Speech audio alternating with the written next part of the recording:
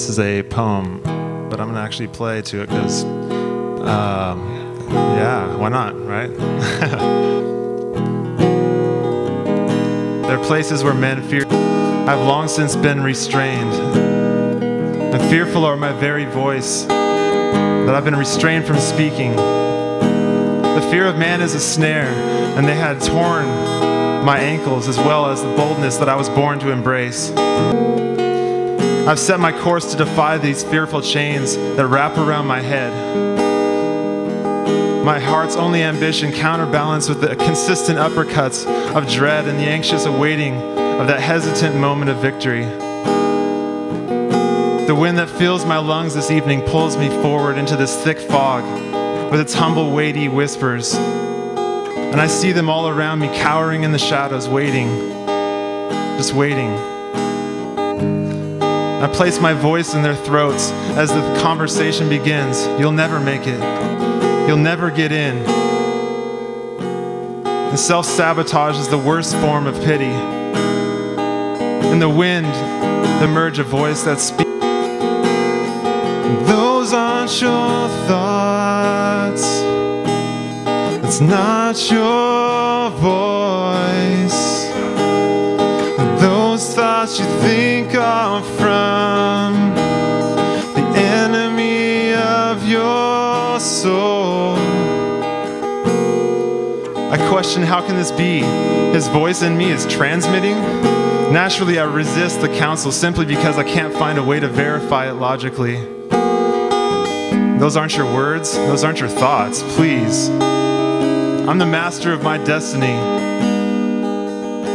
I push right into the night, but this fog travels with me, and yet I find it comforting. The streetlights, like yellow suns, diminish in the distance horizontally, and the silence is so grand, and it's void that I burn internally, but I must push on.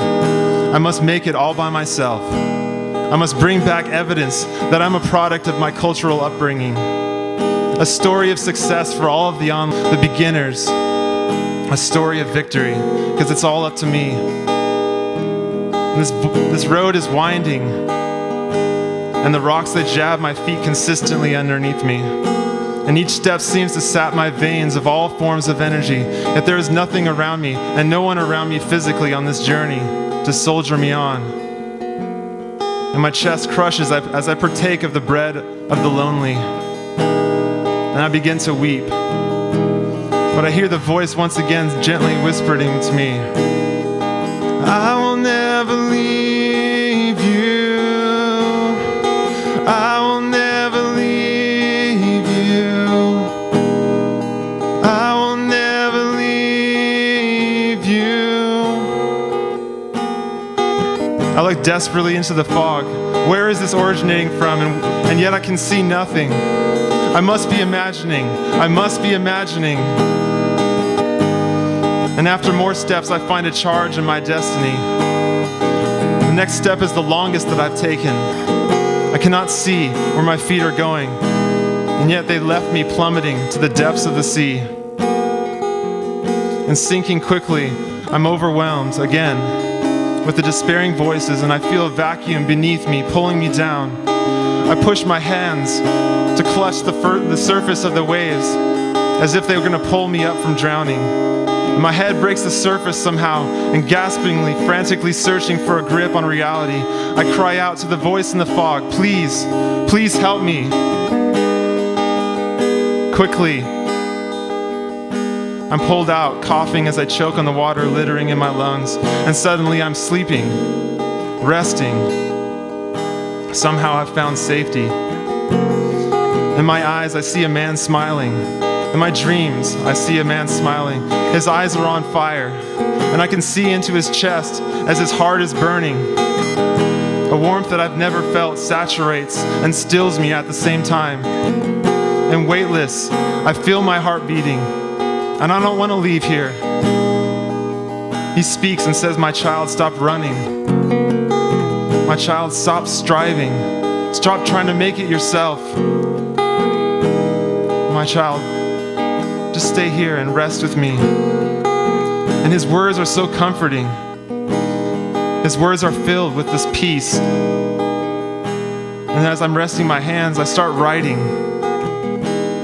I'm just a beggar who's found his bread. And now I'm not hungry. I'm just a shipwrecked disaster pulled from the clutches of the sea.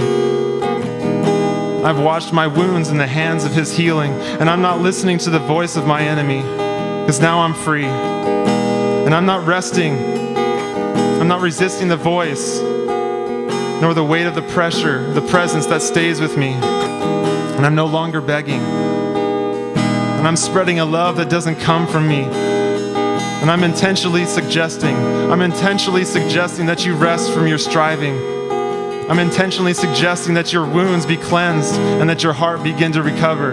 For the road is long and it is hard, and all of our feet grow weary.